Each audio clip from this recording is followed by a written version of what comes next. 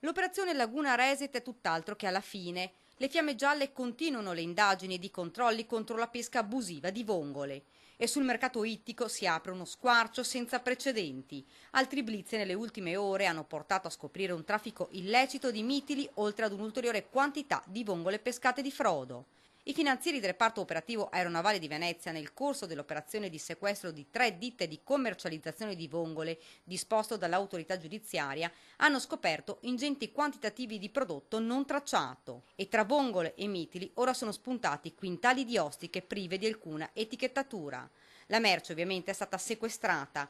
Un plauso per l'operazione da parte della Lega Coop Pesca. La magistratura deve proseguire il suo corso, abbiamo la massima fiducia. Riteniamo che questo intervento possa senz'altro aiutare chi vuole lavorare onestamente seguendo la tracciabilità del prodotto della Laguna di Venezia. La Guardia di Finanza ha anche sequestrato a San Pietro in Volta un deposito incontrollato di rifiuti speciali, almeno 20 quintali di gusci di molluschi bivalvi immersi nello specchio acqueo adiacente allo stabilimento di depurazione.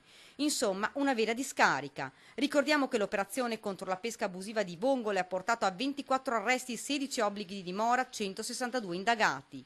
Ma la pesca, ci dice il segretario della Lega Coop, non è questa. La normativa comunitaria e anche la normativa nazionale tutela il consumatore, ciò che i cittadini, ciò che i consumatori trovano sulle tavole è un prodotto certificato, verificato, anche e soprattutto all'aiuto della magistratura che riesce a colpire chi non vuole seguire questa logica ormai europea, ormai internazionale.